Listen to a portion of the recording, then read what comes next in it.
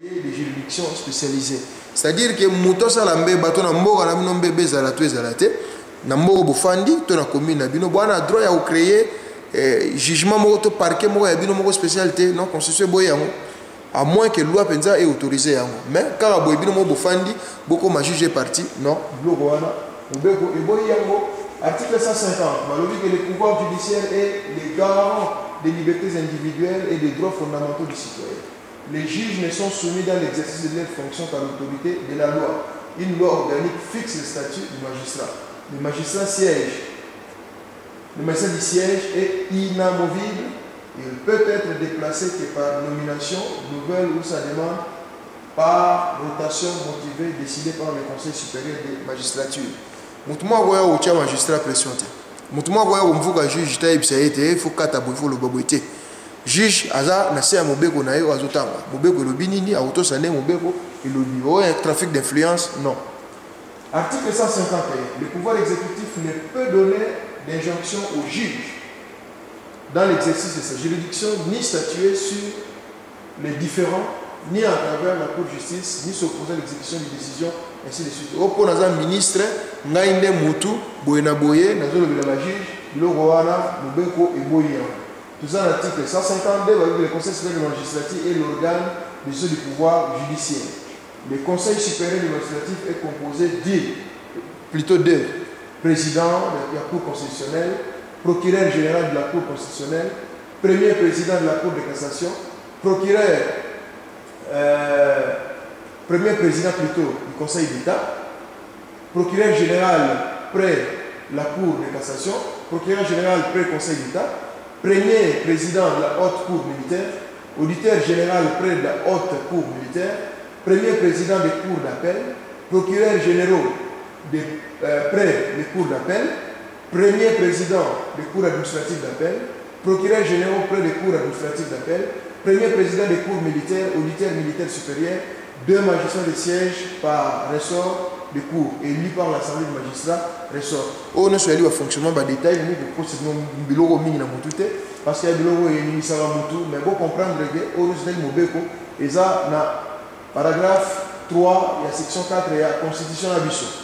Les juridictions militaires au peut-être mangambila né ne gotambola mangamba bango nyonso. De la Cour constitutionnelle Moussa Nabamo Ezani expliqua qu'il n'a pas fait une grande ligne dans les autres détails sur ce qui est par exemple fonctionnement de la Cour constitutionnelle. Donc il faut voir. Na hôtel na biloko ya biso ya bana cité o ya biso ekipara biso mikolo nyonso o ya biso etelemela biso tango nyonso biloko mo eza nini o to kolobela lelo abo tozwi par exemple na minute oyo bisolo ya makambo etali finance publique article 170 parce que wana eza makambo ezokotsaka mobulu trop na kati ya fonctionnement ya makambo etali ya l'état to bandi na article 170 balobi que le franc congolais est l'unité monétaire de la République démocratique du Congo. Il a le pouvoir libératoire sur tous les territoires nationaux. Bandeko muta sabino teke o na oteka ndaku na ngai $50,000 na kati ya Congo. Muta ko sabino teke o faut kufuta pa kuna yo $100 na Congo. Non. Loi selon article 170 section 6 il y a constitution article 170 lobby que les francs congolais est l'unité monétaire, c'est-à-dire que biloko nyonso côté comme na RDC l'esprit a bien faut tegama par rapport à francs congolais. Article 171 babi les finances du pouvoir central et celles des provinces sont distinctes. Les finances du pouvoir central, c'est-à-dire que ba province bazana ndenge na bango ba gérer ba na liberté na bango ba gérer. Et gouvernement Boulamata dit l'état loyalu azali pe na ba prérogative na eboko sangisa te ba fonctionnement na ngo ezali na boya okota ba détail wana parce que c'est quand même technique sur le plan administratif. Article 772 l'exercice budgétaire commence le 1er janvier et se termine le 31 décembre. Ba no bosa la section commerciale ba géno bosa l'économie na Congo budget et banaga le 1er janvier. Donc année civile na le 1er janvier ici là-bas le 31 décembre. Article 173. Le compte général de la République est soumis chaque année au Parlement par la Cour des comptes avec ses observations. Le compte général de la République est arrêté par la loi. Normalement, le compte nyonso il fait qu'il y a un Parlement parlementaire. Article 174. Il ne peut être établi d'impôt que par la loi. La contribution aux charges publiques constitue un devoir pour toute personne vivant en République démocratique du Congo. Il ne peut être établi d'exemption ou d'allègement fiscal qu'en vertu de la loi. Tout faut payer mon béco naï. Faut payer pas qu'on aille plutôt. Ouais, au foot en pas côté ali selon que mon béco est lobby. Mon toutou on a ministre on a il faut payer un peu là. Les agents a été bien assis pour foutre là. Article 175. Le budget de recettes des dépenses de l'État, à savoir celui du pouvoir central et des provinces, arrêté chaque année par une loi. Mon béco est comme ça bloc on a dit.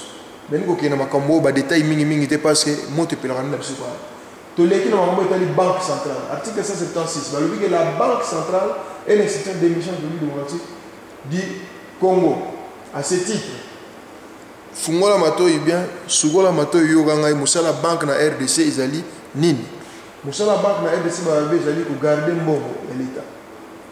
Izali pour sauvegarder comme ça la stabilité, c'est la tête de l'autre, la Mouga Gito Izaboué, l'autre de Zonga Gito Izaboué. Il ne faut pas travailler de sorte que Mbongo est la star. Définir la mise en œuvre de la politique monétaire. Est-ce que Mbongo est mis en circulation? Est-ce que c'est moqué? Est-ce que dans la province telle, Mbongo est en bolande? Les détails techniques il faut banque de général. Mais contrôle de l'ensemble de l'activité bancaire. Pour contrôler la banque tout. Tout le blanchiment il y a Mbongo na RDC. Parce que la banque comme belé, il faut la banque on a banque centrale. La banque centrale est à boulot. Il faut et puis les conseils économiques et financiers du gouvernement.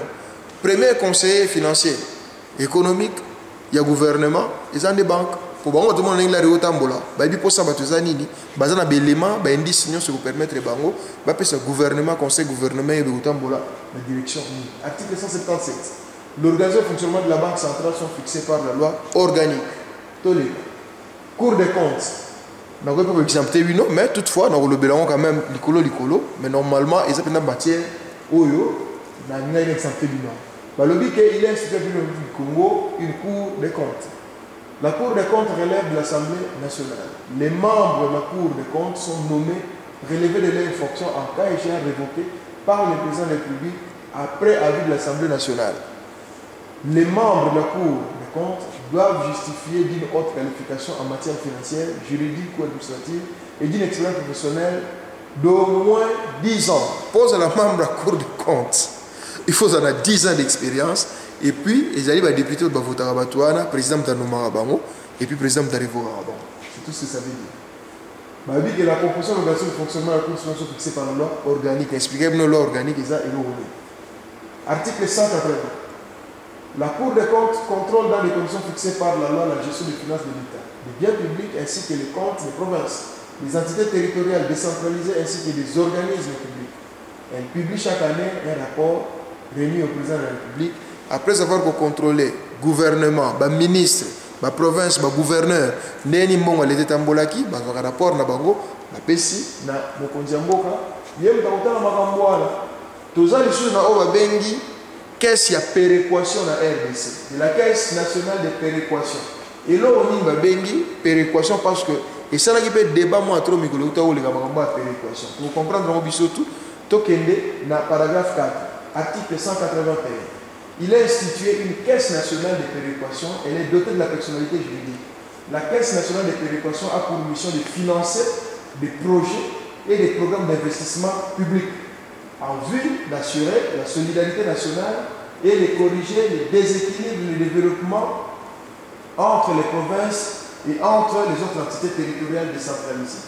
Elle dispose d'un budget alimenté par le trésor public, en concurrence de 10% de la totalité des recettes à caractère national revenant à l'État chaque année. Elle est placée sous la tutelle du gouvernement. Une loi organique en fixe le fonctionnement et l'organisation. Péréquation à ligne. Dans le baron, nous connaissons que RDC et puis Moga, nous d'ailleurs dans le monde entier, ils ont des conditions à nord, ils ont des conditions à est, il y a sud, ils ont à ouest. Mais il faut faire en sorte que le développement est équilibré. Ils ont été ils ont côté côté ils ont tambolaté. D'où ils boule ya osala et loko wana caisse à péréquation. Ils ont 10%. Il y a un bon côté dans la caisse à l'État. Bah pesa rabato na batala déséquilibre les à côté ni. Côté ni ba avancer côté ni mboka tambolaki bien te bazaki na ba difficulté ou bazaki na makokite ya kokokisa makambo na bango ko futa ba soda na bango ba policier na bango ou bien